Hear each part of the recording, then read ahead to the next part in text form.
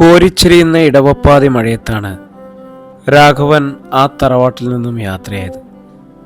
അന്ന് പടിയിറങ്ങിപ്പോയ ആ ആംബുലൻസിൻ്റെ ഒച്ച ഇന്നും സുമിത്രയുടെ കാതുകളിലുണ്ട്. രാഘവൻ മരിച്ചിട്ട് 5 വർഷങ്ങൾ കടന്നുപോയി.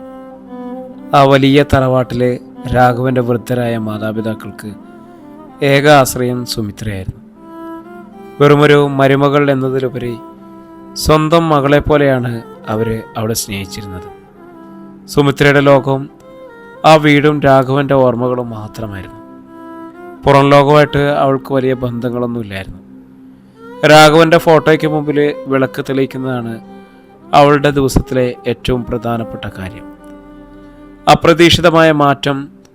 ഒരു ദിവസം രാവിലെ തുളസിത്തറയിൽ വെള്ളമൊഴിക്കുന്നതിനിടയിൽ സുമിത്രയ്ക്ക് വല്ലാത്തൊരു തലകറക്കമുണ്ടായി. അടുക്കളയിൽ നിന്നും പാചകം ചെയ്യുമ്പോൾ ഗന്ധം സഹിക്കാനാവാതെ അവൾ പലതവണ ഛർദ്ദിച്ചു. തുടക്കത്തിൽ അത് സാധാരണ അസുഖമാണെന്ന് കരുതി അവഗണിച്ചെങ്കിലും ശാരീരിക മാറ്റങ്ങൾ പ്രകടമായി തുടങ്ങി. രാഘവൻ്റെ അമ്മ ദേവകി അമ്മയാണ് ആദ്യം ആ സംശയം പറഞ്ഞത്. മോളെ, നിന്റെ മുഖത്തെന്തോ ഒരു ക്ഷീണം, നമുക്കൊന്ന് ഡോക്ടറെ കാണിക്കണം. നാട്ടിലെ ചെറിയ ക്ലിനിക്കിലെ ഡോക്ടർ പരിശോധനാ ഫലം നോക്കി ഞെട്ടി ചുളിച്ചു. സുമിത്ര ഗർഭിണിയാണ്, 3 മാസം.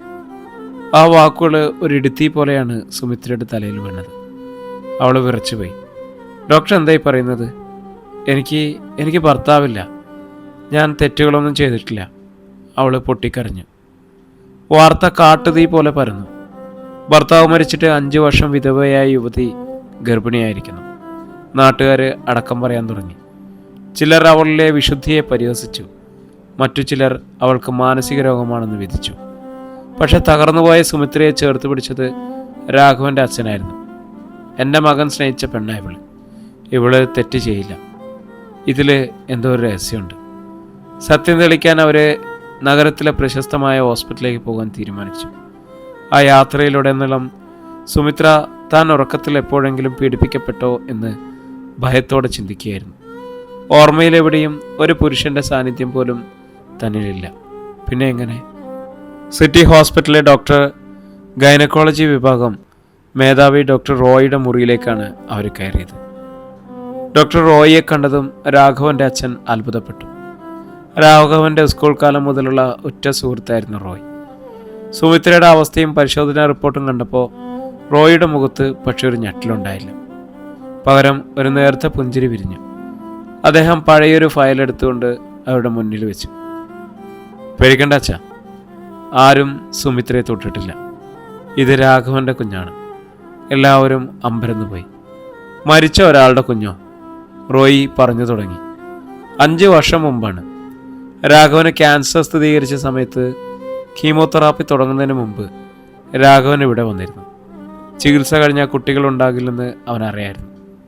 അതുകൊണ്ട് അവൻ്റെ ബീജം ഇവിടെ ക്രയോ പ്രിസർവേഷൻ IVF-ന് വേണ്ടി ശീതീകരിച്ച് സൂക്ഷിക്കുന്ന ഒരു പരിപാടിയാണ്.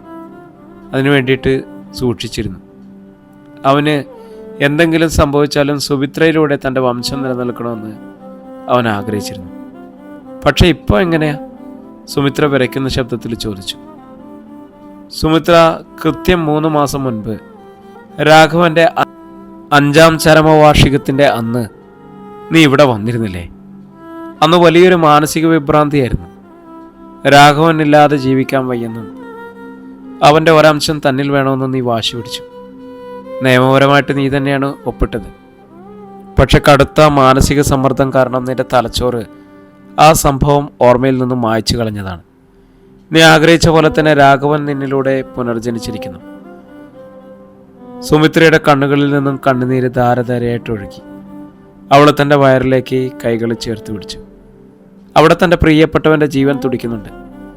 അത്ഭുതത്തോടെയും സ്നേഹത്തോടെയും രാഘവൻ്റെ അച്ഛനും അമ്മയും അവളെ ചേർത്ത് പിടിച്ചു. സ്ലീപ്പിംഗ് പിൽസിൻ്റെ പുതിയൊരു കഥയുമായിട്ട് നാളെ വീണ്ടും നമ്മളെത്തുന്നു.